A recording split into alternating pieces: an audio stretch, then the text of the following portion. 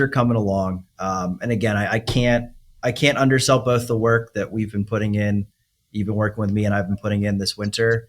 And one thing I've really learned over the last couple of weeks is how important the fitness stuff is, because I haven't been on the course as much, but I've really been putting an emphasis on working like my whole like posterior chain, like lots of glute work, hamstring work, calves, jumps, things like that. And even though I haven't been playing, as soon as I jumped on to hit balls, I felt super solid.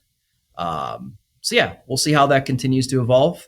And yeah, it's been a good couple of weeks. But what's been going on actually, any questions, or if you want to just jump to what's going on in your world? Well, out of curiosity, since I just put a dumbbell, or sorry, barbell squat rack situation, Olympic plates in my garage about 6 weeks ago, and I'm full on like I'm gonna stay on that stuff all year, where I may not have in the past.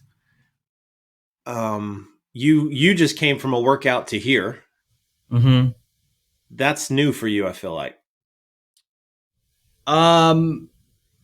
No, I mean, I've always been working out, but I think the big difference is like the extra work I'm putting in. So I work out with a trainer every week.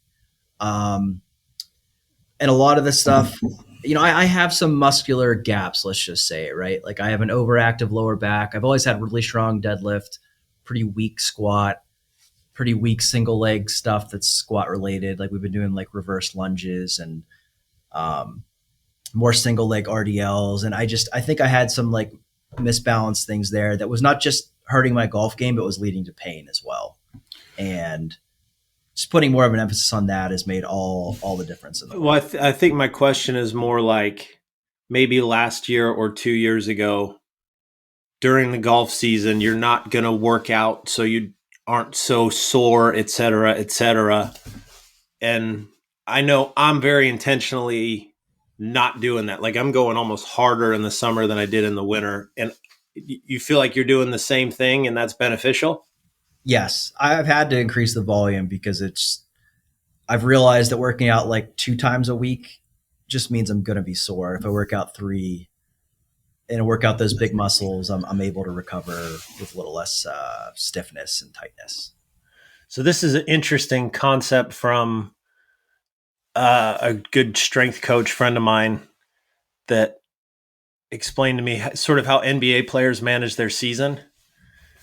And we think of a workout, especially for an elite athlete, as like an hour to an hour and a half and very broken up into like, here's the strength piece and here's the explosiveness piece based on periodization of the year.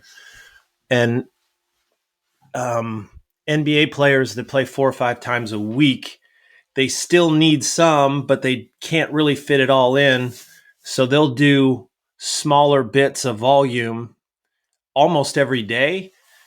And he calls it microdosing. That's sort of becoming the industry term, is even after the game, a 20-minute workout, or before the game, a 20 or 25 or 30-minute that looks the same as it would if it was an hour and a half. It's just half the volume, maybe less load. And that's the way I'm approaching it. I think that's an interesting, like, it feels like you sort of backed into the same concept in a different way. Yeah, pretty much. I just replaced a lot of the like mobility and stretching I was doing because I was just kind of in pain or not able to move real well with more, let's say, active recovery and some light like movement snacks, something like that. Movement snacks. I feel like you did not coin that term. I didn't. I took it from Chasing Scratch. Thanks, Eli.